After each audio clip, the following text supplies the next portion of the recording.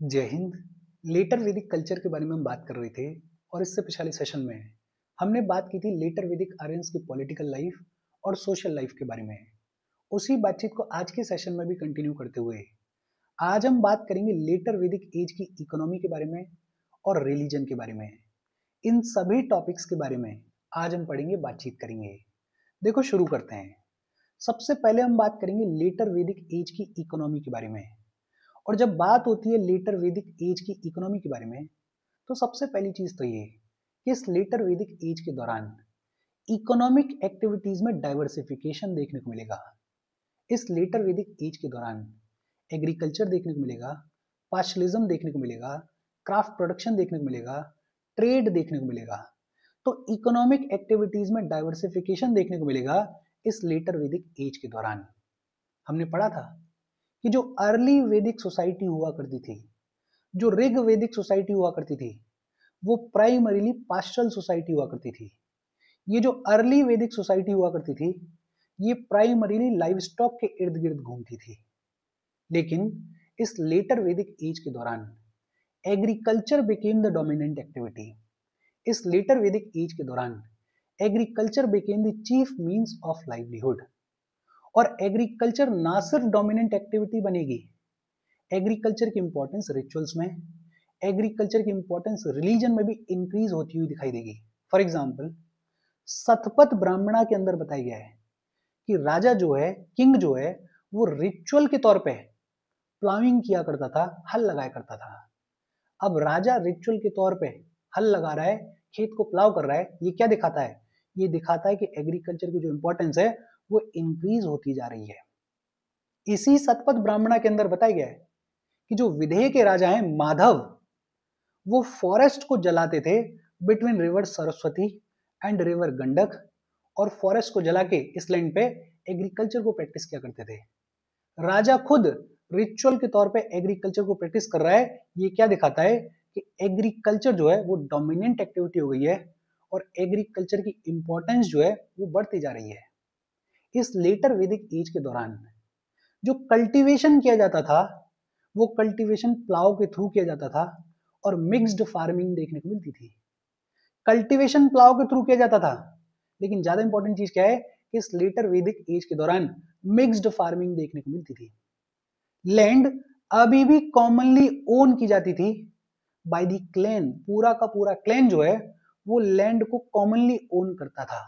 लेकिन with in this land जो private property का कॉन्सेप्ट है वो देखने को मिलता था। और ये जो प्रॉपर्टी होती थी, इसको कोई एक पर्टिकुलर हाउस होल्ड ओन करता था, और हाउस होल्ड का जो हेड होता था, जिसको क्या बुलाया जाता था? जिसको गृहपति बुलाया जाता था। ये गृहपति इस प्रॉपर्टी को ओन करता था। फॉर एग्जाम्पल, मान लेते हैं कि ये है लंबी चौड़ी लैंड। अब ये जो लैंड है, इसको अभी भी पूरा का पूरा जो क्लैन है वो कॉमनली ओन करता है। लेकिन विद इन दिस लैंड ये छोटे छोटे टुकड़े हैं, ये जो छोटे छोटे टुकड़े हैं, इनको प्रॉपर्टी के तौर पर रिकॉग्नाइज किया जाता था। और ये जो प्रॉपर्टी होती थी, ये किसी हाउस होल्ड के नाम पे होती थी, हाउस होल्ड के हेड के नाम पे होती थी। और ये जो हाउस होल्ड का हेड होता था, इसको क्या बुलाया जाता था? इसको गृहपति बुलाया जाता था। ये जो लेटर वैदिक एज है, इस एज के दौरान राइस, जिसे विरही बुलाया जाता था, और व्हीट, जिसे गोधूम बुलाया जाता था। राइस, जिसे विरही बुलाया जाता था, और व्हीट, जिसे गोधूम बुलाया जाता था, they became the staple diet. Basically लोग अब राइस को कंज्यूम कर रहे थे और व्हीट को कंज्यूम कर रहे थे। इंपॉर्टेंट क्या है? राइस को विरही बुलाया जाता था और व्हीट को गोधूम बुलाया जाता था। राइस और व्हीट के अलावा बार्ले और एक मेजर क्रॉप हुआ करती थी। इनफैक्ट ये जो एग्रीकल्चरल प्रोड्यूस होता था, इसको रिचुअल्स में यूज किया जाता था, इसको दान दक्षिणा के लिए यूज किया जाता था। तिल को भी रिचुअल्स में यूज किया जाता था। तिल, जिससे सबसे पहली बार शायद वेजिटेबल ऑयल बनाया गया, उस तिल को भी रिचुअल्स के तौर पे यूज किया जाता था।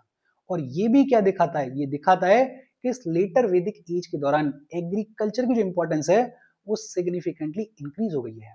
ध्यान रखना, राइस को विरही बुलाया जाता था और व्हीट को गोधूम बुलाया जाता था।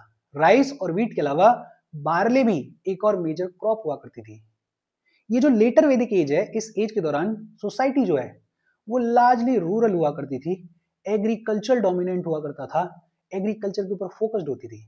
लेकिन इस लेटर वैदिक एज के बिल्कुल एंड पे जाते जाते कुछ कुछ ट्रेसेस जो हैं वो अर्बनिज्म के भी देखने को मिलते हैं।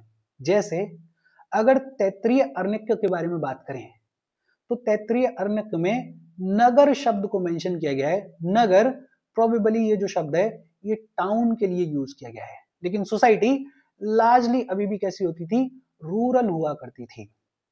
ये जो लेटर वैदिक एज है इसमें एक बेहद सिग्निफिकेंट डेवलपमेंट हुआ, और वो क्या था कि इस एज के दौरान आयरन का यूज देखने को मिलता है। आयरन जिसका यूज अभी तक देखने को नहीं मिलता था, अब इस लेटर वैदिक एज के दौरान आयरन का यूज देखने को मिलता है। और आयरन को किस नाम से मेंशन किया गया है? आयरन को कृष्ण आयास बुलाया गया है या श्याम आयास बुलाया गया है। इनफैक्ट ये जो लेटर वैदिक कल्चर है इसको PGW, painted ग्रेवियर iron phase culture भी बुलाया जाता है। PGW, painted ग्रेवियर iron phase culture भी बुलाया जाता है। तो एक सिग्निफिकेंट डेवलपमेंट क्या हुआ है इस लेटर वैदिक एज में कि आयरन का यूज देखने को मिल रहा है। क्राफ्ट जो है वो डाइवर्सिफाई हो गई है और क्राफ्ट में स्पेशलाइजेशन देखने को मिल रहा है। हमने अभी बात की थी कि इकोनॉमिक एक्टिविटीज में डाइवर्सिफिकेशन देखने को मिला इस लेटर वैदिक एज के दौरान, और बहुत सारे नए नए ऑक्यूपेशंस जो हैं वो देखने को मिलेंगे इस लेटर वैदिक एज के दौरान। जैसे बो मेकर्स देखने को मिलेंगे, रोप मेकर्स देखने को मिलेंगे, एरो मेकर्स देखने को मिलेंगे, स्टोन मेकर्स देखने को मिलेंगे, एस्ट्रोलॉजर्स देखने को मिलेंगे, फिजिशियंस देखने को मिलेंगे, गोल्ड स्मिथ्स देखने को मिलेंगे। तो क्राफ्ट जो है वो डाइवर्सिफाई हो जाएगी, इकोनॉमिक एक्टिविटीज में डाइवर्सिफिकेशन देखने को मिलेगा। ये जो लेटर वैदिक एज के लोग हैं इनको टिन की जानकारी थी, इनको लेड की जानकारी थी, इनको सिल्वर की जानकारी थी, इनको ब्रॉन्ज की जानकारी थी, इनको गोल्ड की जानकारी थी, इनको कॉपर की जानकारी थी, लेकिन सबसे इंपॉर्टेंट इन्होंने आयरन को भी यूज करने की शुरुआत कर दी थी। आयरन जो कि अपने आप में सिग्निफिकेंट रोल प्ले करेगा। ये जो लेटर वैदिक एज है इस एज में कॉपर का कामकाज खूब होता था। इन लोगों को कॉपर की स्मेल्टिंग की जानकारी थी, इसके भी एविडेंसेस मिलते हैं। और एविडेंसेस कैसे मिलते हैं? बहुत सारे कॉपर के ऑब्जेक्ट्स जो हैं वो पेंटेड ग्रेवियर साइट्स पे डिस्कवर किए गए हैं। ये जो लेटर वैदिक एज के लोग हैं इनको ग्लास मैन्युफैक्चरिंग की भी नॉलेज थी, ग्लास मैन्युफैक्चरिंग की भी इन लोगों को जानकारी थी।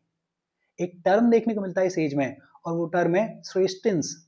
श्रेष्ठिन्स क्या हुआ करते थे? श्रेष्ठिन्स बेसिकली गिल्ड्स हुआ करते थे, या ये कहें कि मर्चेंट्स के ऑर्गेनाइजेशंस हुआ करते थे इस लेटर वैदिक एज के दौरान। तो ये जो टर्म है इस टर्म को याद रखना, श्रेष्ठिन्स were the organisations of merchants.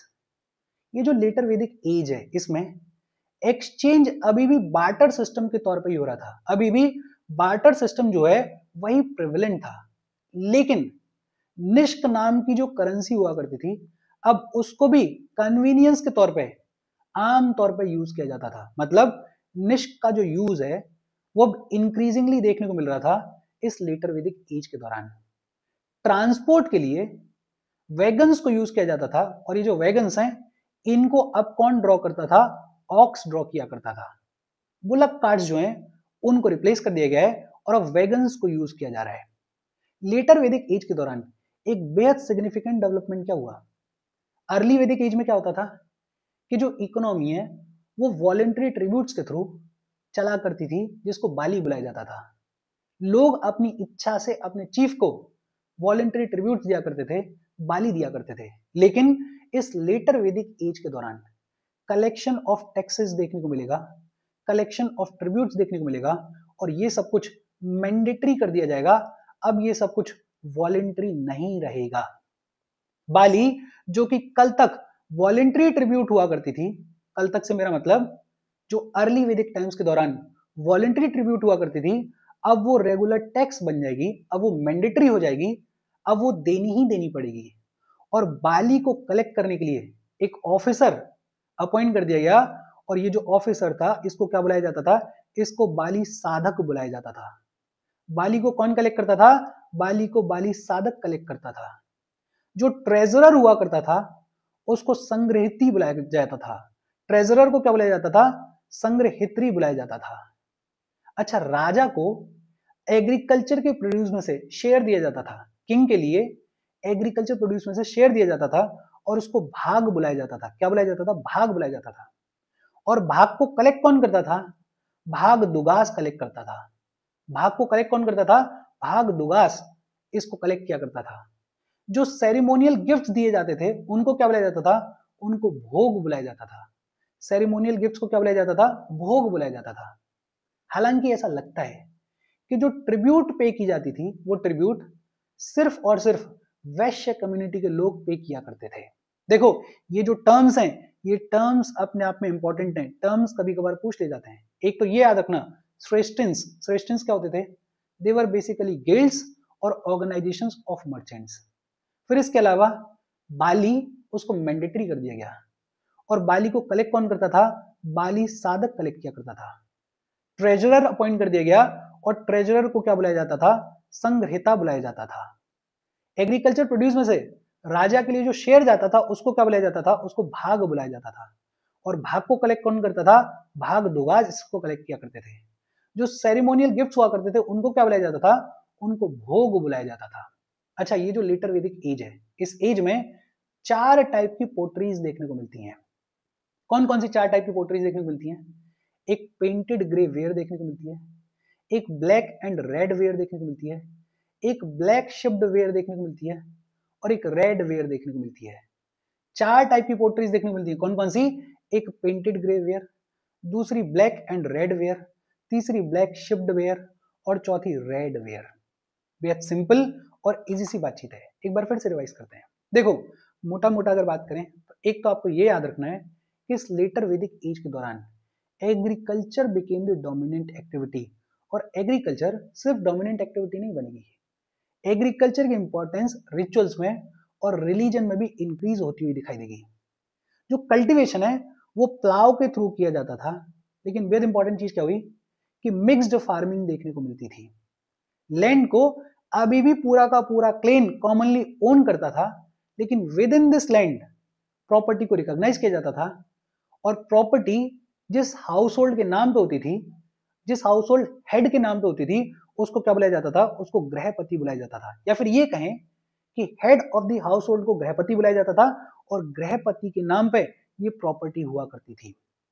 Staple diet के तौर पे लोग राइस खाते थे जिसको विरही बुलाया जाता था, और व्हीट खाते थे जिसको गोधूम बुलाया जाता था। राइस और व्हीट के अलावा बार्ले भी एक और मेजर क्रॉप हुआ करती थी। सोसाइटी लार्जली रूरल होती थी, लेकिन बाय द एंड अर्बनिज्म भी देखने को मिलेगा। जो सबसे सिग्निफिकेंट डेवलपमेंट था वो क्या था कि यूज ऑफ आयरन देखने को मिलेगा। लोग आयरन को यूज करने की शुरुआत कर देंगे इस लेटर वैदिक एज के दौरान। ये जो आयरन है इसको क्या बुलाया जाएगा? इसको कृष्ण आयास बुलाया जाएगा या श्याम आयास बुलाया जाएगा।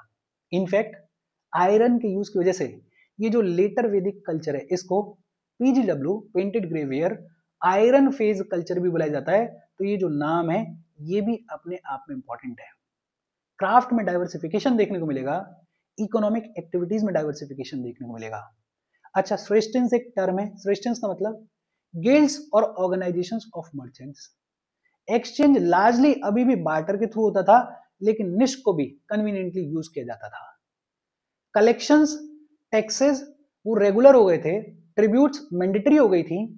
बाली को अब पे करना ही होता था और बाली को कलेक्ट कौन करता था? बाली साधक कलेक्ट करता था। ट्रेजरर को क्या बुलाया जाता था? संग्रहिती बुलाया जाता था। एग्रीकल्चर प्रोड्यूस में से राजा के लिए शेयर जाता था और उस शेयर को क्या बुलाया जाता था? भाग बुलाया जाता था। ये जो भाग है इसको कलेक्ट कौन करता था? भाग दुगास कलेक्ट करते थे। जो सेरेमोनियल गिफ्ट्स हुआ करते थे उनको क्या बुलाया जाता था? उनको भोग बुलाया जाता था। और इस लेटर वैदिक एज के दौरान 4 टाइप की पोट्रीज देखने को मिलती हैं। कौन कौन सी? एक पेंटेड ग्रे वेयर, एक ब्लैक एंड रेड वेयर, एक ब्लैक शिप्ड वेयर और एक रेड वेयर। होपफुली मोटा मोटा पिक्चर आपके दिमाग में सेट हुई होगी। ये चीजें आपको याद रखनी पड़ेंगी। छोटी छोटी चीजें पूछी जाती हैं और यही काम आती हैं।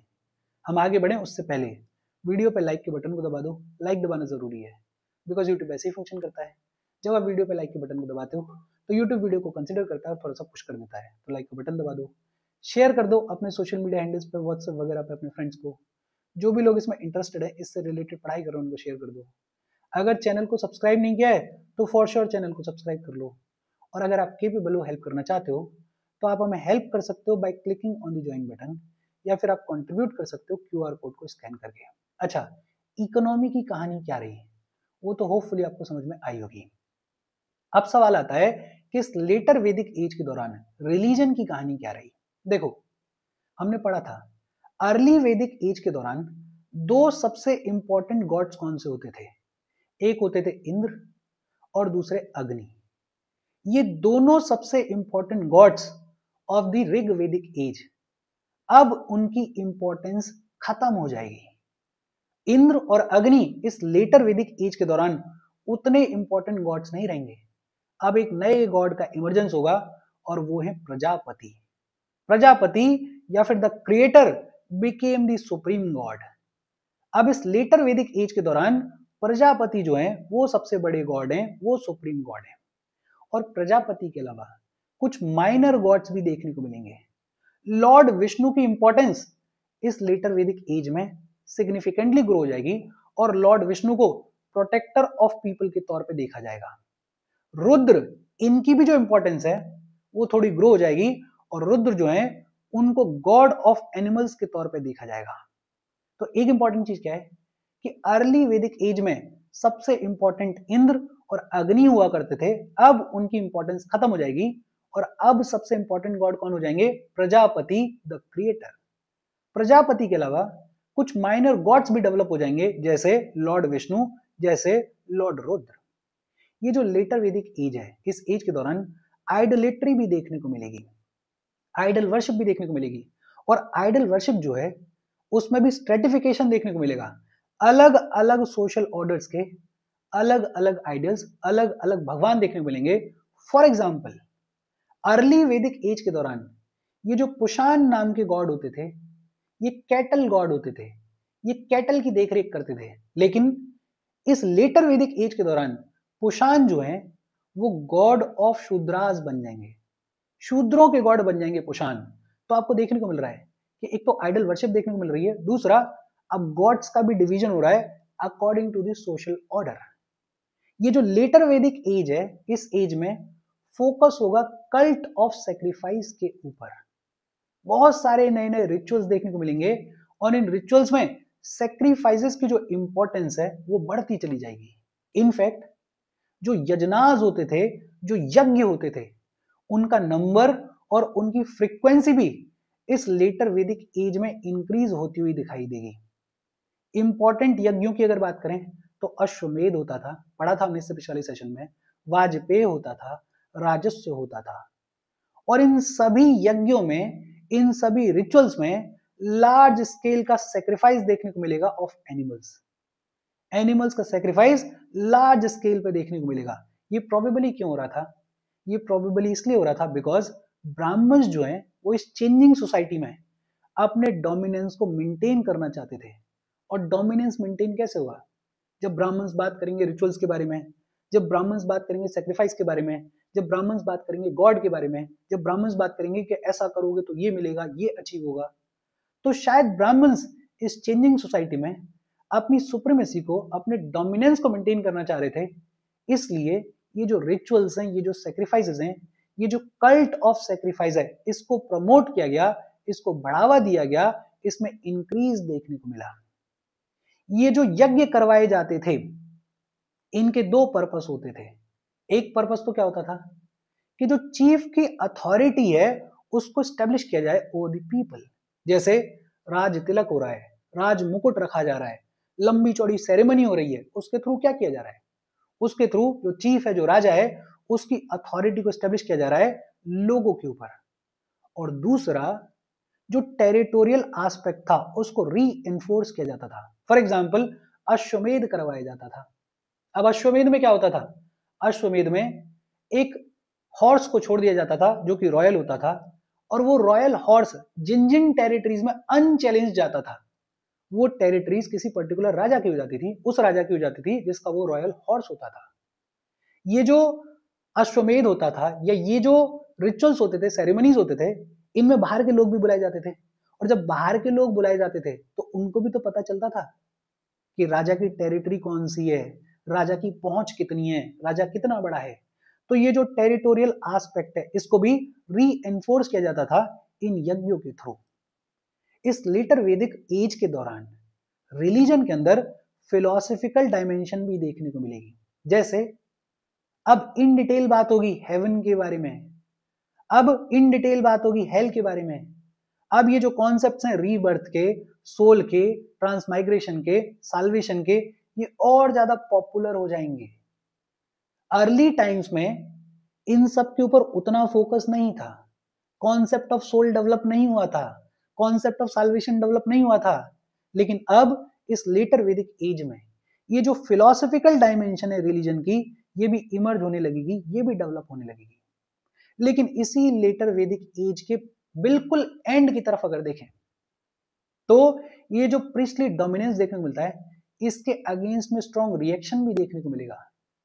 ये जो सैक्रिफाइस का कल्ट डेवलप हो रहा था, इसके अगेंस्ट में भी स्ट्रॉन्ग रिएक्शन देखने को मिलेगा। स्पेशली जो पांचाल वाला रीजन था, जो विदेहा वाला रीजन था, वहां पे स्ट्रॉन्ग रिएक्शन देखने को मिलेगा अगेंस्ट द प्रीस्टली डोमिनेंस।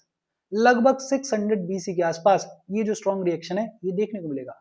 उपनिषद लिखे जाएंगे और फिर अल्टीमेटली हम देखते ही हैं कि बुद्धिज्म आएगा, जैनिज्म आएगा, और ये जो बुद्धिज्म है, जैनिज्म है, ये भी इस ब्राह्मणिकल डोमिनेंस को, इस प्रीस्टली डोमिनेंस को चैलेंज करेगा। ये मोटा मोटा बात है लेटर वैदिक रिलीजन की। अगर दो तीन चीजें याद रखनी हो तो एक तो प्रजापति जो हैं वो सुप्रीम गॉड बन के इमर्ज होंगे इस लेटर वैदिक एज के दौरान। सिग्निफिकेंट चीज क्या होगी? आइडोलेट्री देखने को मिलेगी, आइडल वर्शिप देखने को मिलेगी। सिग्निफिकेंट चीज क्या होगी? कल्ट ऑफ सैक्रिफाइस के ऊपर फोकस किया जाएगा, और ज्यादा इलेबोरेट रिचुअल्स और ज्यादा इलेबोरेट सैक्रिफाइसेस देखने को मिलेंगे। एक इंपॉर्टेंट चीज और क्या है कि इस लेटर वैदिक एज के दौरान रिलीजन का जो फिलोसफिकल डायमेंशन है वो भी इमर्ज होने लगेगा, वो भी इलेबोरेट होने लगेगा, वो भी डेवलप होने लगेगा। और टुवर्ड्स द एंड ये भी देखने को मिलेगा कि जो प्रीस्टली डोमिनेंस है, जो ब्राह्मणिकल डोमिनेंस है, उसके अगेंस्ट में भी लोग खड़े होंगे और स्ट्रांगली रिएक्ट करेंगे। और इसके साथ लेटर वैदिक एज के रिलीजन की कहानी और इकोनॉमी की कहानी खत्म हो गई। देखो छोटा सेशन है, लेकिन इस छोटे सेशन में ये जो वर्ड्स हैं छोटे छोटे, और ये जो कहानी है कि अर्ली से लेटर तक किस तरीके से बदल रही है, वो कहानी आपको समझ में आनी चाहिए। कोई डाउट हो कमेंट करके पूछ लेना। Thank you very much.